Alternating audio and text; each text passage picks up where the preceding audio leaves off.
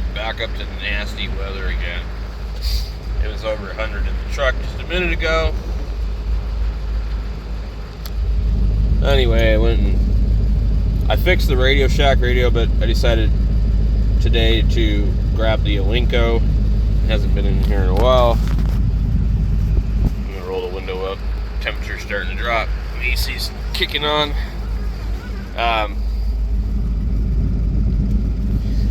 So somebody's probably gonna get mad at me for saying this, but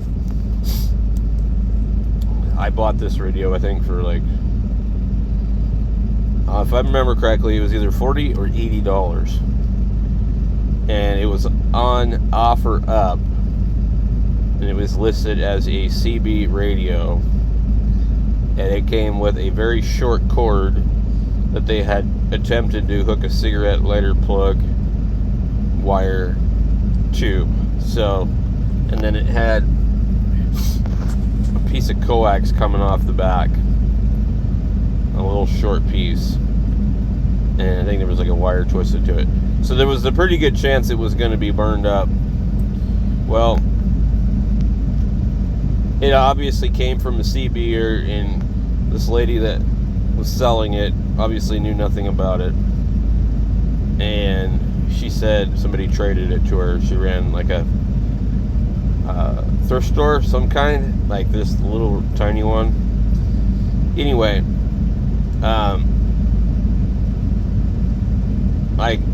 I got out here and I powered it up and checked it out. So I at least powered it up, and I was like, offered her whatever I offered her for it, 40 or 80 bucks. I think she had it listed for 80. This is why I've got those two numbers stuck in my head. She had it listed for $80, and I would have paid that for sure. But once I saw that coax, the little like 2-foot piece of coax with wire twisted together on the end, and they were using it as a receive antenna, I was like, it could be burned up, but I don't really have a way to test it. And so I offered her $40. I think that's what happened. Anyway, I got lucky and it worked, and it was completely locked. So I did unlock it. I have a video on that too if you're looking to unlock one of these. There's the information to unlock this is buried in the internet. So it was never used on CB or anything like that. It does cover 6 meters. It has a separate antenna on the back for 6 meters. These came out before the ICOM 706 Mark IIG. Actually, they came out before the ICOM 706. And they beat ICOM to the market, but somehow they weren't really that popular.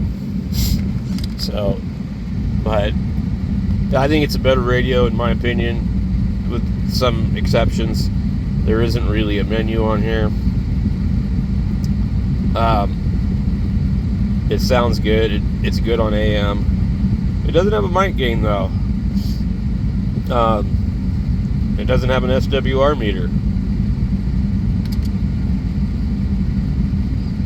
It has a display when you transmit it, and if you're not matched up good, it won't go full. It has a like a TX modulation light, but it's a really good radio. Might be off a few hertz. Might be a little sensitive to band temperatures. The bands might be sensitive to temperatures as you go up or down, but it works pretty good. So anyway, I don't leave it in the truck though anymore, because it's hard on things to be left in a vehicle. It has an interesting band switching scheme. You select the position and then rotate the knob. You see the two little things above it. And if you wanted to go like specific, you go down to that digit and you can drop down 1 or 2 or 3 megahertz, whatever you want to do. For example, example.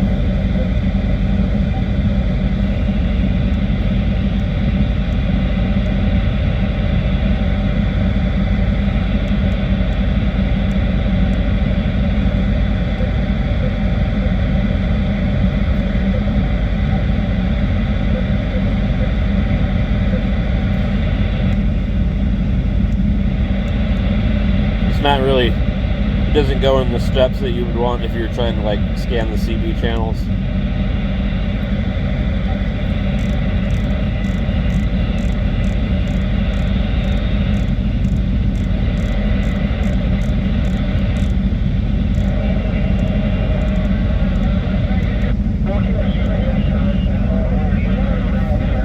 I'm probably on sideband.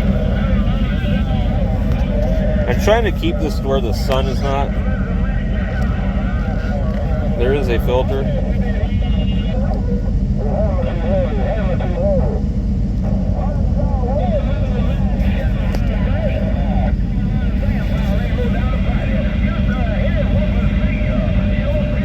Here we can go.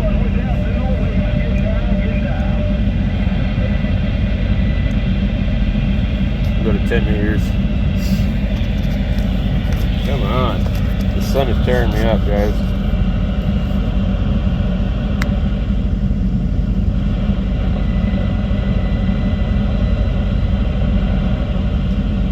I've made many mobile contacts on 10 meters on this thing.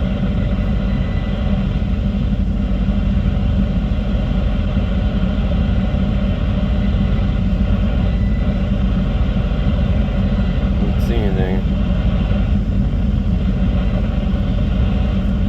We'll check somewhere else, because usually when I'm in the driveway at the house, it just, like, I actually will lose a signal when I pull in the driveway. So anyway, that's what we're going to be playing around with today while we drive around a little bit. The Alinco. Sorry about the unsteady camera, we have a lot of sunlight.